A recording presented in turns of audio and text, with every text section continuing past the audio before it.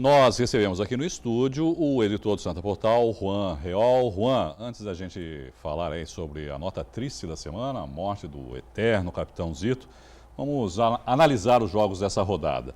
O São Paulo lidera o campeonato, o Palmeiras venceu a primeira em casa no Brasileirão e o Corinthians parece que vem se acertando, né? Saiu perdendo, acabou virando o jogo e venceu. Pois é, Irineu, vamos por partes, né? Boa noite, amigos do Caderno Regional. São Paulo, até a gente já tinha conversado aqui, né, Irineu? É o time que está bem melhor montado, chegou um novo treinador, tem bons jogadores e vai conquistando vitórias, não com um jogo muito bonito, mas vai conquistando essas vitórias. Já está aí líder da competição e deve ficar disputando mesmo até o fim. São Paulo vem bem, segunda vitória do Osório, né? O treinador está sendo bastante badalado pela metodologia dele, mas o São Paulo muito bem.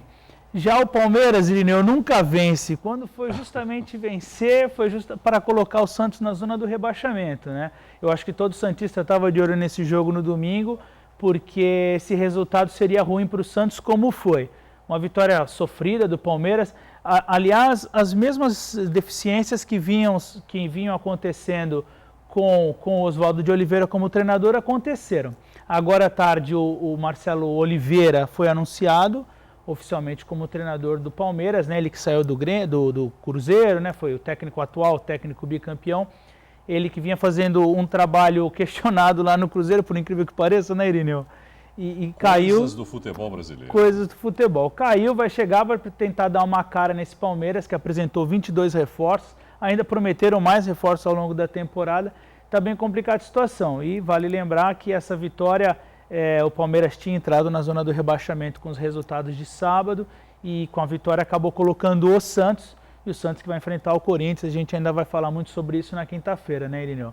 Mas o que vale destacar do Palmeiras é mais isso. E o Corinthians engrenou a segunda seguida, uma equipe que vinha de crise, reconquistou também essa questão de vencer em casa, porque vinha tendo maus resultados em casa. Um adversário interessante, que é o Internacional, vem bem na Libertadores. O Nilmar meteu um golaço, né? A gente até comentava. E o Corinthians teve força para virar, engrenou a segunda seguida, deve aí reencontrar não o bom futebol, mas sim o futebol de resultado, que é a especialidade do Tite, aquela, né, como a gente está cansado de ver como o Tite arma esse Corinthians, não faz grandes jogos, mas acaba conquistando o resultado, e o Corinthians começa a subir na tabela, já está ali entre os 4 também, para começar a incomodar ali quem que vai disputar esse título, Irineu. Cedo para a gente falar em título, mas a gente já consegue perceber as equipes que vão mesmo disputar para conquistar esse título, né? Bom, além da rodada do Brasileirão, a seleção brasileira estreou na Copa América e sofreu bastante para vencer a seleção do Peru. Veja os gols. Comecinho de jogo, falha da defesa brasileira e Cueva aproveitou para fazer 1-0 Peru. Logo em seguida, Neymar aproveita bem o cruzamento de Daniel Alves e empata. No final do jogo, Douglas Costa recebe de Neymar e marca o segundo para o Brasil. Final, Brasil 2, Peru 1, no jogo de estreia da Copa América. Bom, numericamente, tudo continua a favor do Dunga, né? Pois é, 11 vitórias, né? 11 jogos, 11 vitórias. Não dá para reclamar disso, né? Na frieza dos números, como eu já disse aqui a semana passada. Se você analisa friamente pelos números, só olhar os números, não há o que dizer. Agora, o que você achou da partida? Olha, Irineu, uma partida surpreendente do ponto de vista negativo. Foi uma partida muito ruim. Toda expectativa em cima do Neymar. E se não fosse o Neymar, Irineu, olha, seria o 7-1 peruano, talvez? Não, porque o Peru não tem esse poder de fogo da Alemanha. Mas se a gente fizer aqui um exercício de imaginação, assim, o jogo com o Neymar e o jogo sem o Neymar. Pois é. Se tira o Neymar do jogo, o Brasil teria perdido. 1-0. Não, e é impressionante como cai o número de lançamentos, o número de dribles, o número de participações e tudo, quando você analisa o jogo com e sem o Neymar. A única jogada de ataque que o Brasil teve sem o Neymar foi o Felipe Luiz, que acabou sendo muito egoísta e não tocou para o Diego Tardelli, que fez um péssimo jogo, que poderia até ter finalizado bem. Não justificou a convocação ainda. Não justificou a convocação, não justifica ser titular. Aliás, Irineu, em certo momento, até pensando na participação no Caderno Regional aqui, quando o Brasil caminhava para o empate, a ideia era chegar aqui e falar assim, pô, Dunga, então perde logo a seleção, volta o Robinho para ajudar o Santos, porque o Robinho está passeando na seleção brasileira. O William não fez uma grande partida ontem também, e o Robinho muito bem poderia ter ocupado a posição dele, jogado ali com o Neymar e ter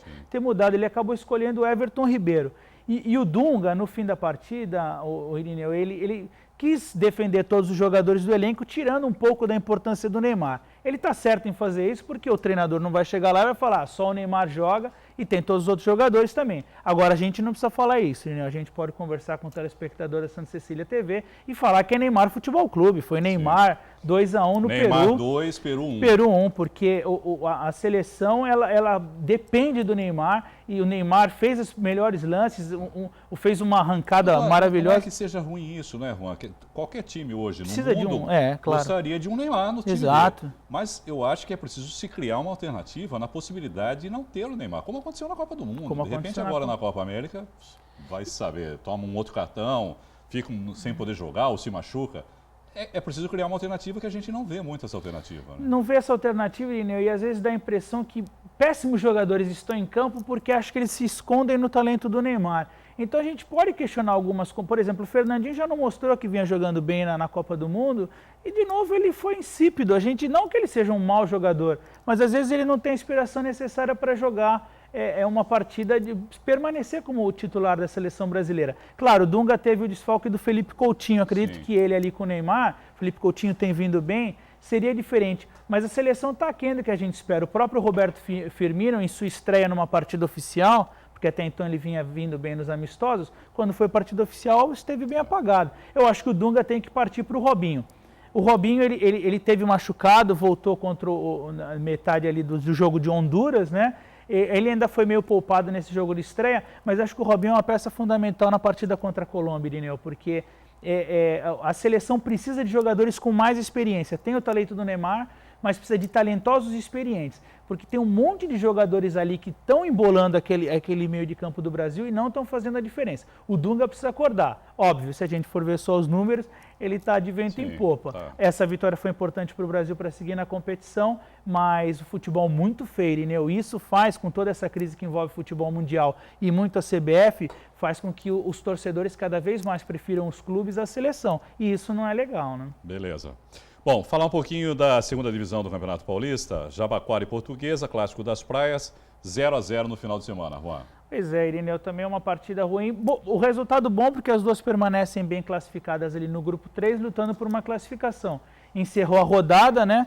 Volta agora a segunda rodada para classificar nesses 4 primeiros. Acho que o grande destaque foi mesmo o VT ali na Santa Cecília TV, na voz do Edson Canegares, que ainda conseguiu levar um pouco de emoção para uma partida 0-0, aquele 0-0 sem emoção, Irineu. Não aquele 0-0 que os goleiros brilham, o 0-0 sem emoção. Destaque mesmo para a transmissão da Santa Cecília TV. As equipes seguem bem na competição, voltam no fim de semana, nesse início da segunda rodada, então invertem-se os mandos, né? Então vão pegar os mesmos adversários que elas já pegaram. Jabaquara vai enfrentar o Tabuão fora e a Portuguesa recebe o Diadema em casa. Esse jogo vai ter transmissão da Santa Cecília TV ao vivo. É isso aí. Bom, Juan, quem gosta de futebol está triste nesse fim de semana.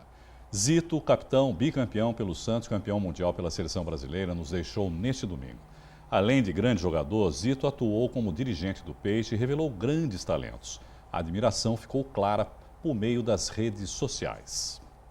A página do craque do Barcelona, Neymar, exibe uma foto dele com Zito. O registro tem quase 230 mil curtidas. Zito foi um dos responsáveis por revelar o atacante e pela ida dele para o Santos Futebol Clube, quando ainda era um adolescente. A Confederação Brasileira de Futebol também prestou homenagem ao ex-volante do Peixe e da seleção. A CBF publicou foto e uma frase de agradecimento. A página oficial do Santos Futebol Clube, a torcida Sangue Jovem e a torcida Jovem relembraram a importância de Zito para as conquistas do Alvinegro. Bom, o que mais falar de Zito, não é, Juan? Capitão, o eterno capitão do Santos, com certeza vai deixar muita saudade. Pois é, Irineu, e não deixa saudades apenas como ex-atleta, como também todo o papel que ele teve nessa reestruturação do Santos, nessa reerguida do Santos, né, no início do século 2000, com o ex-presidente Marcelo Teixeira, o Zito, que era ali o gerentão, o comandante, e que a gente sempre fala muito de Robinho e Neymar, mas outros jogadores que o Zito batia o olho e sabia que serviriam para o Santos. É uma pena, né, Irineu, mas como todos falam, né, é o ciclo da vida que vai acontecendo. Resta a gente lembrar sempre do Zito, desse ídolo que ele foi para o Santos, desse capitão, o eterno capitão. Interessante que todos os ex-jogadores e pessoas que convivem com ele ressaltam a questão do capitão. O maior capitão que o futebol brasileiro já viu. Capitão realmente que entrava em campo, mudava o jogo, orientava os atletas e depois ele levou isso para fora de campo e fez também o Santos brilhar nessa questão de reencontrar o caminho de revelar bons atletas, ele com toda essa experiência. O Santos vai sentir muita falta desse tipo de profissional do Zito, da mesma forma que as pessoas, os familiares, os torcedores vão sentir falta desse grande ídolo do Santos, viu, Irineu?